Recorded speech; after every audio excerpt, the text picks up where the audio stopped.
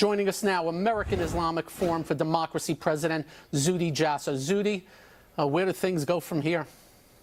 Well, it's good to be with you. And, I think we have to be realistic to understand what the situation is. Now, Iran threatened our troops. And as a result, President Trump, who's not an appeasement president such as President Obama was, responded with force, as in telling them that there is a military that would respond to any threat to our troops. And this is showing that appeasement does not work. Appeasement has never worked with any of the tyrants in the Middle East, and they cannot threaten our troops. So now what they're doing is, you have to remember, Iran domestically, its economy is very weak. It has a revolution that's nascent and on the verge of significant growth, and the sanctions are extremely are bringing forth a significant amount of pressure. So they're wincing. So they're very disorganized. They're chaotic. There's now intelligence. We heard today that it is being proved that the IRGC actually planted those underwater bombs that may have affected those liners. So they're acting out. They do in Yemen, they do in Syria, and all over the place. So containment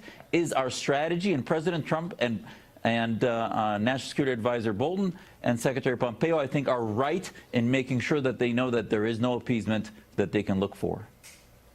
So, hi, this is Adam Lashinsky with Fortune in California. Just so I'm clear, when you refer to President Obama as having conducted appeasement, I assume you're referring to the multilateral negotiation, the treaty that the United States, the European powers, and Iran signed. Is that correct?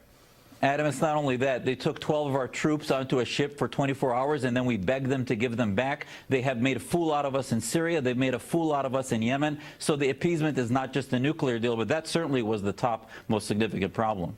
And so what do you make of the what we saw last week? Two things have happened recently. One, the British commander who said, essentially, I'm paraphrasing him, there's no problem here. If somebody else tells you otherwise, they're misinformed. And secondly, the report that the president is actively trying to tone things down right now. Well, I think this president clearly campaigned on the fact that the last thing any president would want, especially President Trump, is war. So I think that the way you prevent war is, as Reagan said, you have peace through strength. And that's really what we're doing. There's this concept of warmongering is, I think, another attempt by the left and others to say that we're always at fault. And it's the same thing with Maduro. I'm sorry to be a jerk, Zuhdi, but I asked you two questions. That wasn't either one of them. The comment by the British commander and the report that the president is trying to tone things down, your reaction to that? Well, what's wrong with that? I think that's good. I think the president, that's appropriate for him to tone things down. I'm missing what the puzzle is there. Well, my question is, the British commander said there is not a problem here right now with the Iranians. They are not acting in an aggressive way. I'm just curious your reaction to when the Pentagon said, oh, no, that's not right. How should we understand that conflict? Well, I think the British also tried to say that the missiles that we saw that were in the region were somehow false intelligence, and then they ran back with their tail between their legs, saying that that was real intelligence, not false intelligence. And then our own intelligence that said that they were threatening our own troops. I don't think anyone's proven that that's wrong. So, again, the Brits need to, I think, own up to the fact that we have real intelligence that we had to respond to. Zuhdi, if I can jump in with a question. You know, the Iranians during the end of the Obama administration, they had quieted down somewhat. They were not drawing or poking at the United States, but they were quietly fighting proxy wars all over the Middle East, controlling Yemen, controlling Syria, having these tentacles all over the place.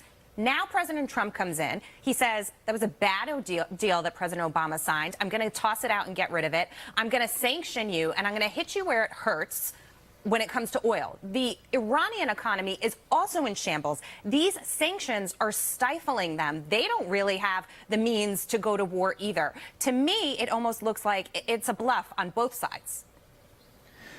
Well, I don't think our president is bluffing. I think he has to respond to the reality. And I think on their side, that has been their technique. They assume that through proxy wars, they can continue to wreak havoc and call America the great Satan and Israel the little Satan and still get away with things. But at the end of the day, President Trump declared the IRGC a terror organization, which I think was a major step that significantly impacted them on top of the sanctions that were rekindled, if you will, and have significantly impacted their economy, as you just said. So I think at the end of the day, they are significantly more contained than they were a year ago, but certainly they are a threat to the region. Zuhdi, real quickly, what do we give Iran right now as possible off-ramp to, lower the boiling point at this point in time?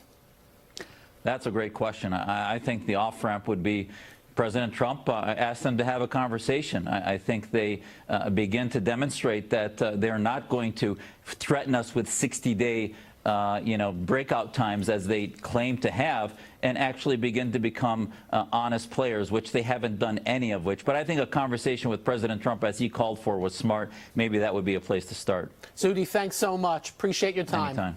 Thank you. All right, up next, the debate over CEO pay heating up at yesterday's Fox Business Town Hall.